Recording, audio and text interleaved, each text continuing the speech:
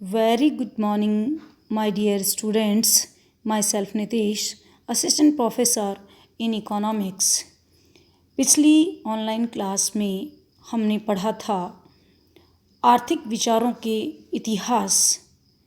यह paper BA third year के paper first और बीए फर्स्ट ईयर के पेपर फर्स्ट के रूप में पढ़ाया जाता है, हिस्ट्री ऑफ इकोनॉमिक थॉट। इसलिए आज की क्लास बीए फर्स्ट ईयर और बीए थर्ड ईयर दोनों ही क्लासेस के लिए बहुत इम्पोर्टेंट है। पिछली क्लास में हमने रिकार्डो के लगान सिद्धांत अर्थात रिकार्डो के आर्थिक विचारों को जाना था। आज की क्लास में हम पढ़ेंगे जॉन स्टुअर्ट मिल यानी जेएस मिल के आर्थिक विचार। जेएस मिल प्रतिष्ठित विचारधारा व साम्यवादी विचारधारा के बीच की कड़ी माने जाते हैं, यानी दोनों ही विचारधाराओं को आपस में जोड़ने वाले या दोनों ही विचारधाराओं पे अपने विचार व्यक्त करने वाले अर्थशास्त्री थे। जॉन स्टुअर्ट मिल के आर्थिक विचारों का जब हम अध्ययन करेंगे तो अध्ययन की दृष्टि से जॉन स्टुअर्ट मिल के विचारों को हम 3 भागों में बांट सकते हैं। फर्स्ट, प्रतिष्ठित विचारधारा के समर्थक के रूप में जॉन स्टुअर्ट मिल के आर्थिक विचार। सेकंड, प्रतिष्ठित विचारधारा के आलोचक के रूप में जॉन स्टुअर्ट मिल के आर्थिक विचार। थर्ड, साम्यवादी विचारधारा या साम्यवादी विचारों के पोषक के रूप में जॉन स्टुअर्ट मिल के विचार। अब हम बात करेंगे जॉन स्टुअर्ट मिल के आर्थिक विचारों की। जॉन स्टुअर्ट मिल यानी जेएस मिल जो हैं, उनके आर्थिक विचार जो इस प्रकार से हैं। प्रारंभ में प्रतिष्ठित विचारधारा के समर्थक थे, लेकिन बाद में वो समाजवादियों के प्रभाव में आ गए। जब प्रतिष्ठित संप्रदाय के विचार अपनी चरम सीमा पर थे, तब ये अनुभव किया जाने लगा था कि परिस्थितियों में परिवर्तन आ जाने से अब उन विचारों में भी परिवर्तन किया जाना आवश्यक है। अब ऐसे व्यक्ति की आवश्यकता थी जो प्रतिष्ठित संप्रदाय के विचारों का पुनर्मूल्यांकन करके उन्हें व्यवस्थित कर सके। इस काम को जेएस मिल ने किया। 1848 में ही उनकी पुस्तक प्रिंसिपल ऑफ पॉलिटिकल इकोनॉमी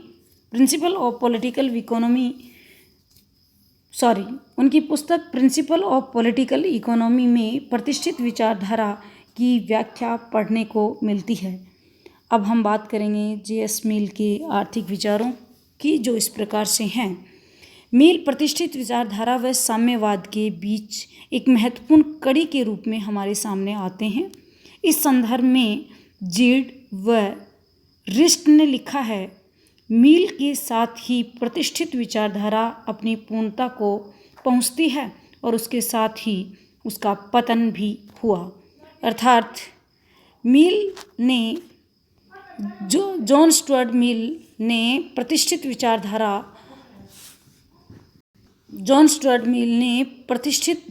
विचारधारा का ज़बरदस्त समर्थन किया और उसके बाद पतन यानी उसकी गहरी आलोचनाएं भी जॉन स्टुअर्ट मिल द्वारा की गई।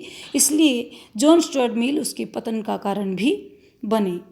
जेएस मिल के विचार जो हैं उनको हम 3 भागों में बांट सकते हैं, जो इस प्रकार से हैं। प्रतिष्ठित विचारधारा के समर्थक के रूप में, दूसरे प्रतिष्ठित विचारधारा के आलोचक के रूप में, और थर्ड साम्यवादी विचारों के पोषक के रूप में। प्रतिष्ठित विचारधारा का समर्थन। सबसे पहले आज की जो हमारी क्लास रहेगी वो इसी पे रहेगी कि जॉन स्टुअर्ट मिल ने प्रतिष्ठित विचारधारा का समर्थन किया। अगली क्लास में हम बात करेंगे प्रतिष्ठित विचारधारा के आलोचनाओं की और समाजवादी विचारों का पोषण के रूप में। तो आज की हमारी जो क्लास है उसमें मुख्य रूप से हम इसी पे चर्चा करेंगे कि प्रतिष्ठित विचारधारा का समर्थन जब जे.एस. मिल द्वारा किया गया तो उसमें वो सारे सिद्धांत जिनका उन्होंने समर्थन किया उन्हीं पे बात करेंगे। सबसे पहले स्वहित का सिद्धांत। स्वहित का जो सिद्धांत है उसका प्रतिपादन एडम स्मिथ द्वारा किया गया। एडम स्मिथ ने कहा था कि प्रत्येक व्यक्ति द्वारा जो भी कार्य किया जाता है वह स्वहित से प्रभावित होकर किया जाता है। जैसा कि स्मिथ ने कहा था, मिल ने आत्महित का सिद्धांत वस्तुतः भौतिक नहीं है, उनका ये सिद्धांत आत्महित, नैतिक व आध्यात्मिक है। हमें दूसरों से ऐसा व्यवहार करना चाहिए जैसा तुम अपने लिए चाहते हो। मिल के ये विचार भारतीय दर्शन से ओतप्रोत थे। सेकंड, स्वतंत्र प्रतियोगिता का सिद्धांत। प्रतिष्ठित अर्थशास्त्री पूंजीवाद के लिए स्वतंत्र प्रतियोगिता आवश्यक शर्त मानते हैं। उन्होंने मान लिया था कि आत्महित में ही समाज का कल्याण है, अतः प्रत्येक व्यक्ति को इस बात की स्वतंत्रता होनी चाहिए कि वह अपना आर्थिक हित कर सके। उसके बाद थर्ड जो है वो है, थर्ड सिद्धांत जो है वो है जनसंख्या का सिद्धांत। मिल के समय तक माल्थस ने जनसंख्या के सिद्धांत ने अपनी जड़ें जमा ली थी। मिल ने माल्थस के विचार को स्वीकार किया। वह नव माल्थसवादी से कम नहीं था। उन्होंने मजदूरों से कहा कि उनकी दशा तब तक नहीं सुधर सकती जब तक वे अपनी जनसंख्या को नियंत्रित नहीं करते। जनसंख्या नियंत्रण में सरकारी हस्तक्षेप की बात करता है।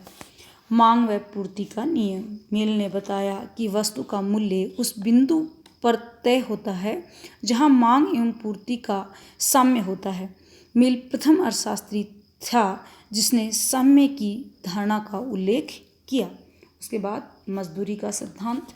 प्रतिष्ठित सिद्धांतों का समर्थन करते हुए कहा कि दीर्घकाल में मजदूरी केवल इतनी होगी जिससे श्रमिक अपना जीवन निर्वाह कर सकेंगे। यदि मजदूरी जीवन निर्वाह से अधिक हुई तो श्रमिकों की संख्या बढ़ जाएगी, और अगर मजदूरी जीवन निर्वाह स्तर से कम होगी तो बढ़ी हुई मजदूरों की संख्या घट जाएगी। अगला सिद्धांत है लगान का सिद्धांत। रिकार्डो के लगान सिद्धांत को ज्यों का त्यों स्वीकार कर लिया। जैसा कि रिकार्डो ने बताया था कि लगान जो है वो भूमि की दयालुता के कारण नहीं बल्कि उसकी कंजूसी के कारण उत्पन्न होता है। अगर सभी भूमि उपजाऊ होती तो लगान उत्पन्न नहीं होता, लेकिन जो भूमि है वह कुछ भूमि उपजाऊ होती है। धीरे धीरे जनसंख्या का दबाव बढ़ने से कम उपजाऊ भूमि पर भी खेती होने लगती है, जिसके कारण उपजाऊ भूमि और कम उपजाऊ भूमि दोनों में ही लागत और उत्पादन के अंतर के कारण ही लगान उत्पन्न होता है। अगला ये जो लगान का सिद्धांत था इसको जे.एस. मिल ने ज्यों का त्यों स्वीकार कर लिया। उसके बाद अगला सिद्धांत अंतर्राष्ट्रीय व्यापार का नियम। लागत अंतर के कारण अंतर्राष्ट्रीय व्यापार होता है।